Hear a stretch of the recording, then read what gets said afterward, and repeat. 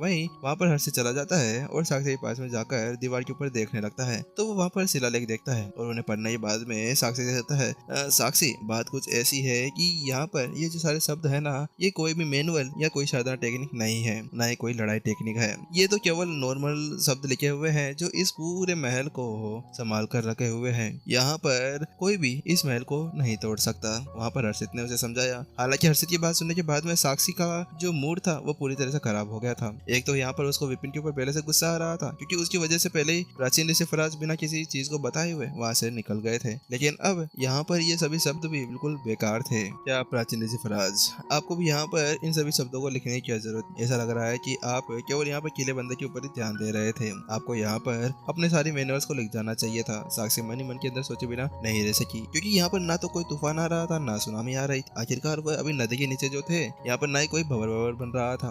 इसी वजह से इन सभी चीजों की कोई जरूरत तो थी नहीं। इसी के साथ में साक्षी सोचने लगती कि आखिरकार अब उसको यहाँ पर कहाँ पर ढूंढना चाहिए कि अचानक से उसकी दिमाग की बत्ती जलती है और मन में दो लड्डू फूटते हैं और वह यहाँ पर फारिज को पास में बुलाती है और उसे कहती है, फारिज क्योंकि हम लोग यहाँ पर अभी किसी खजाने को ढूंढ रहे हैं ना, तो क्या ऐसा हो सकता है कि तुम अपनी ब्लड लाइन एक्टिवेट करके यहाँ पर ये देखो कि आखिरकार वो खजाना है कहाँ पर। वही जब फारिज ने वह बात सुनी तो उसके साथ में भी अब उसको समझ में आ गया कि आखिरकार वो इतनी देर से इतनी बड़ी गलती कर रहे थे। वह अगले ही पल यहाँ पर अपनी ब्लड लाइन को एक्टिवेट करता है, फिर से उस आंख को बाहर निकालता है और आसपास की छानबीन करने लगता है। पूरी तरफ घूमने के बाद में अचानक से जो उसकी आंख थी ना, वहाँ पर एक लाइन बनकर आ जाती है। उसके साथ में ही फारिज एक तरफ इशारा करता है। मुझे वहाँ पर कुछ अलग ही शॉकवेव्स नजर आ रही है। ऐसा लग रहा है कि वहाँ पर किसी तरह का कोई खजाना छुपा हुआ है। जहाँ पर फारिज ने इशारा किया उसी तरफ सभी की निगाहें चली जाती है। सभी उसी तरफ जाकर देखने लगते हैं। वो वही जगह थी जहाँ पर कुछ देर पहले वहाँ पर प्राचीन ऋषि फराज की वह मूर्ति खड़ी थी और वहाँ पर अभी केवल उनका मलबा ही बचा हुआ था। क्या यहाँ पर? लेकिन यहाँ पर तो केवल मलबा है। हाँ, मुझे यहाँ पर इस टूटे फूटे खंडर के नीचे से कुछ चीजें महसूस हो रही है।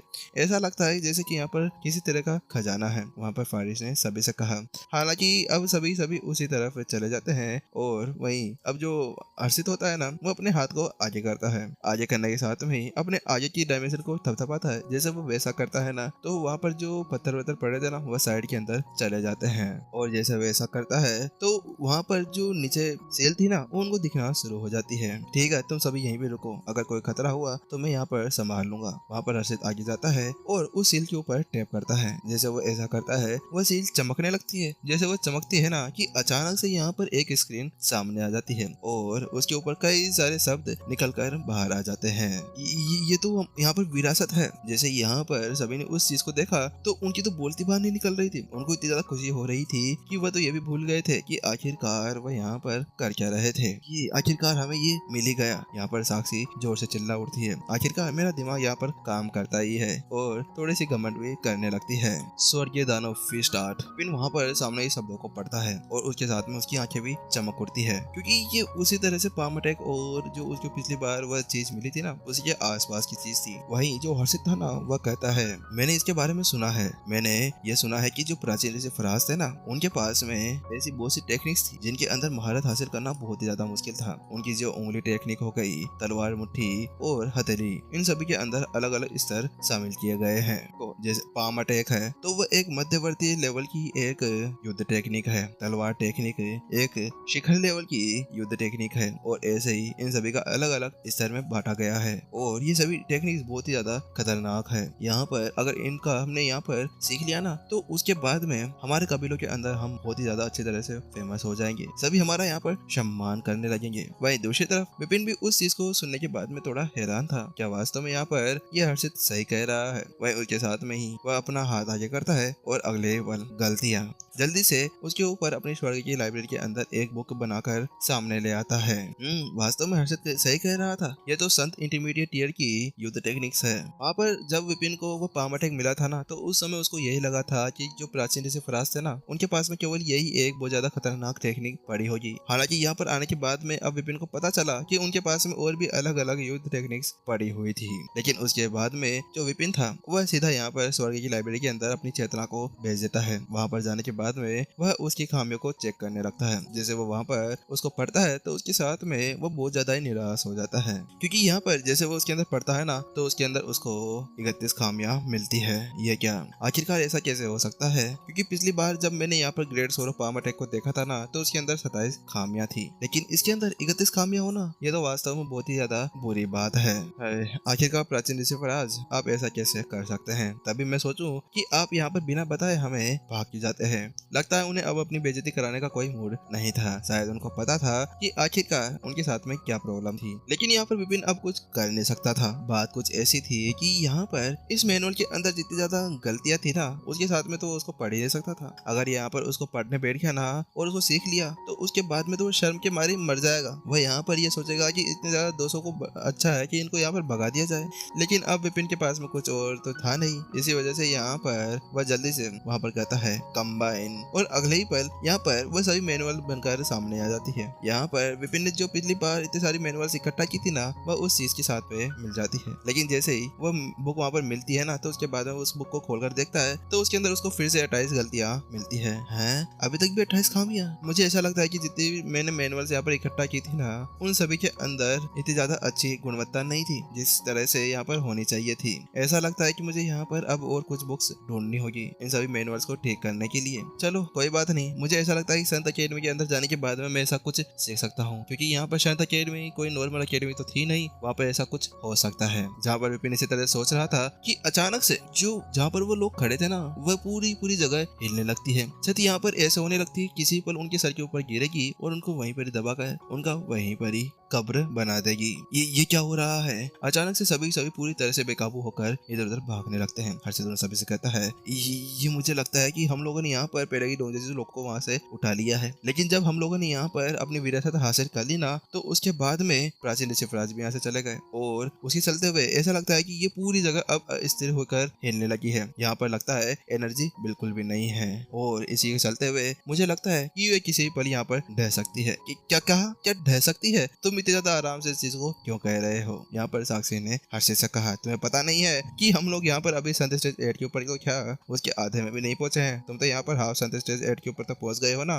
अगर हम लोगों के ऊपर ये गिरी ना तो उसके बाद में हम लोग यहाँ पर मारे जाएंगे। अरे तो मैंने कब कहा कि हम लोग नहीं मारे जाएंगे? मेरा भी उसी में नंबर होगा। मैं यहाँ पर अभी तक केवल संत स्टेज 8 के हाफ में ही पहुंचा हूँ, ना कि संत स्टेज 9 के ऊपर। अगर संत स्टेज 9 के ऊपर पहुंचता ना तो भी क्या पता मैं इससे बच पाता है या नहीं। चलो जल्दी से यहाँ से भागो, यहाँ पर हर्षित ने कहा, क्योंकि यहाँ पर कुछ भी हो सकता था। अगर वो यहाँ पर और तो रुक जाता है ना तो उसके बाद में उनकी हालत खराब हो सकती थी। क्या भागो? क्यों भागे? आखिरकार हम लोगों ने अभी तक यहाँ पर विरासत में से कुछ पढ़ा ही नहीं है, क्योंकि यहाँ तक मैंने अभी तक मुट्ठी कला के अंदर से केवल 2 पंक्तियां बनी है। वहीं उसके बाद में अकबर कहता है, हाँ मैंने भी यहाँ पर इसके अंदर 2-4 लाइनें पढ़ी है। अरे तो मैंने यहाँ पर कौन से इसको पूरा पढ़ लिया है? हर्षित ने कहा, मैंने भी यहाँ पर अभी तक इसकी केवल 4 लाइनें पढ़ी है, इसकी ज्यादा तो मैंने यहाँ पर इसको पढ़ा ही नहीं है। यहाँ पर सभी के मुंह पूरी तरह से रोने जैसे हो चुके थे, क्योंकि इतनी ज्यादा मेहनत करने के बाद में उनको ये टेक्निक्स मिल गई थी, लेकिन अब इन टेक्निक्स को मिलने के बाद में कोई फायदा था ही नहीं, क्योंकि अब ये पूरी जगह यहाँ पर ढहने वाली थी, और इसके साथ में जो यहाँ पर मैनुअल्स थी वो भी ढहने वाली थी। अब उनको क्या करना चाहिए था? बात कुछ ऐसी थी कि अगर कोई भी लड़ाकू चाहे से वो यहाँ पर अभी गॉड लेवल के ऊपर भी क्यों ना पहुंच गया हो, लेकिन अगर यहाँ पर वह प्राचीन ऋषि फराज की ऐसी कोई चीज मिल जाए ना तो उसके बाद में उसको छोड़ने वाले नहीं थे, क्योंकि इनके लिए तो वो बिल्कुल भी बहुत ही ज्यादा मुश्किल था, क्योंकि ऐसा करना वह कभी भी नहीं सोच सकते थे कि प्राचीन ऋषि फराज का वो खजाना सामने हो लेकिन उसके बाद में भी वो उसको छोड़कर चले जाए। लेकिन उसकी बात सुनने के बाद में हर्षित ने कहा, अरे तुम क्या पागल वागल हो गए हो? हमें यहाँ से बाहर निकलना होगा। जान से ज्यादा प्यारी नहीं है ये सभी टेक्निक्स। हमें यहाँ से जल्दी बाहर निकलना होगा, वरना यहीं पर ही कब्र खुद जाएगी, और संत अकेडमी के अंदर सभी हमें ढूंढते फिरेंगे कि हर्षित वह तबाही का राजा आखिर कहाँ पर चला गया। क्या पता वह यहाँ पर खुशी मनाने लगे कि यहाँ पर से उसकी बला हट चुकी है। वहीं अब सभी भी बड़ी निराशा के साथ में अपना सिर हिलाने लगे थे। उनका मन तो नहीं हो रहा था, लेकिन वह कहते हैं, अच्छा ठीक है चलो चलते हैं। उसके साथ में ही विपिन और अन्य लोग हर्षित के पीछे खड़े हो जाते हैं और वहाँ से जाने के लिए निकल जाते हैं। जल्द ही वह सभी कुछ सेकंड्स के अंदर उस नदी के अंदर से बाहर निकल आते हैं और उसके दल के ऊपर जाकर खड़े हो जाते हैं। उसके बाद में जो हर्षित था उसने फिर से अपनी एनर्जी का एक खोरा वहाँ पर बनाया और उन सभी को उसके अंदर बांध लिया।